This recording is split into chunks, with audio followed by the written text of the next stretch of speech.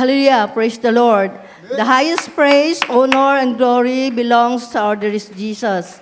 And pagbati sa ating mga mahal na magulang sa Malpinoon, ang ating beloved Honorable Pastor Wildy Estrada Almeda, beloved Pastor Lina C. Almeda, sa kanilang di malilimutang turot aral sa atin, ang pagbati po sa ating mga beloved Almeda children, mga beloved preachers, workers, ang lahat po na ginagamit dito sa Binangunan Outreach, beloved brethren, magandang umaga po.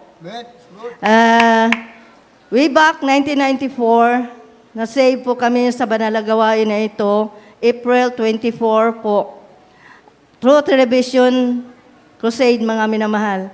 At isa pa po, direct to the point na po mga minamahal, yung lahat ng mga problema namin sa panahon na yan, kasi yung anak ko, mayroong hika, mayroong skin allergy, yung beloved husband ko naman, naoperahan po sa appendix. Kaya grabe pong problema namin noon, pero sa kahabagan ng Malpinoon, dinala kami niya dito sa manalagawain na ito. Lahat na yan ay pinagaling po ng mahal ng Panginoon. Hallelujah! After baptism po, mga minamahal. At isa pa pong karugtong sa aking patutuo, dahil marami pa po akong hindi napasalamatan. Recently lang po, mga minamahal, yung kami kasi po, nagpabunot ako ng ngipin kasi ano na po yung mga ngipin namin sira. Sa akin, 7 pieces po yung binubunot. Sa aking beloved husband, 17 pieces po yan. Kaya sabi ko, mahal Panginoon, bilang anak mo, wala po kaming maramdaman na kahit ano, mahal Panginoon, mamamaga mo yung ngipin namin or sa sakit, wala kaming gamot na dapat iinumin, mahal Panginoon. Kaya lumapit kami sa sa dentist dyan sa, malapit lang po sa amin, mga minamahal. Ayaw po niyang bunutan yung beloved husband ko kasi mataas yung dugo. Sabi ko, Dok, kami po ay taga Jesus Miracle Crusade. Nagtiwala kami sa mahal ng Panginoon. Hindi kami iminom ng gamot kung kahit ano man. Huwag kang matakot kasi kami, nandito kami. Nagpipray po kami talaga, Dok. Sinisiran ko po siya kasi Jehovah's Witness po siya, mga minamahal. Sinisiran ko po siya, mga minamahal. Kaya sabi niya, sige po, nanay.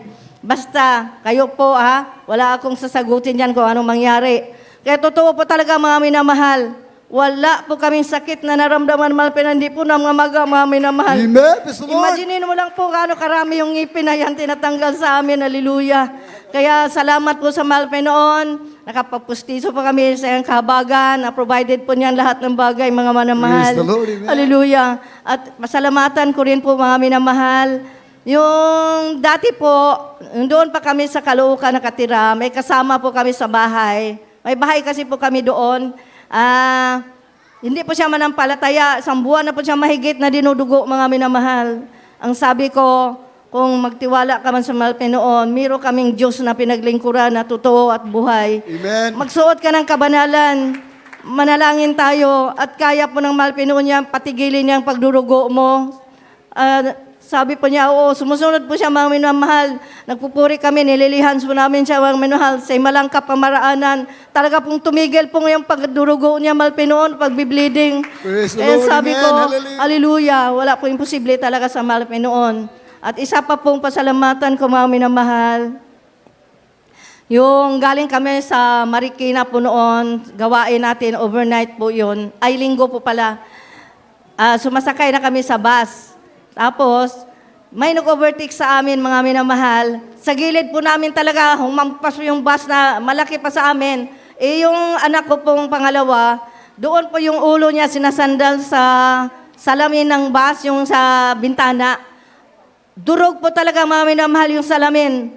Napikit po ako, nag-rebuke ako, mahal Panginoon, ikaw pong bahala sa aking anak.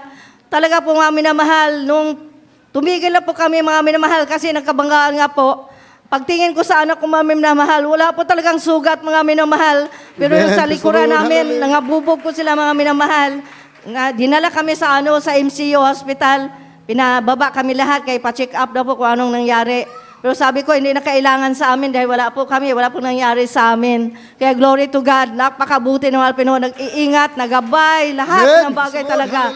Ang mahal Panginoon hindi nagpabaya sa atin. At isa pa pong patutuok, mga minamahal, nung after pandemic, before pandemic pa mga minamahal, mayroon po akong paalala sa Malapit noon na takot po akong minom ng tubig. Puro po gatas iniinom ko mga minamahal.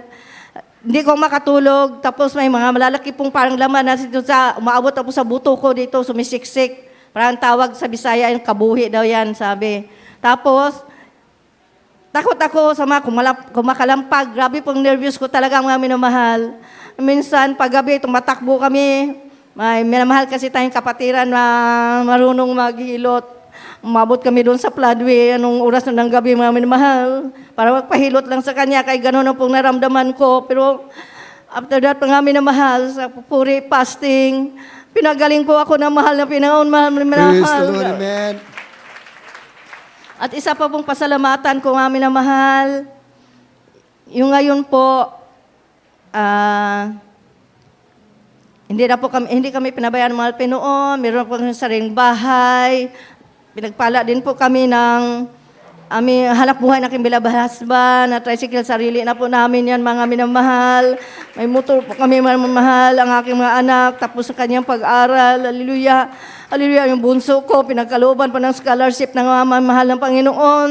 Purihin ang mahal Panginoon, tunay pong dakila at mapagpala ang Diyos na ating pinaglingkuran. Kaya ang lahat ng kapurihan, pasasalamat, pagluluwalhati ay tanging sa ating pinakamamahal na Panginoon pong Isus lamang. Amen, praise the Lord. God bless you, beloved Sister Emilita Busno, sa iyong buhay na patuto. At minamahal at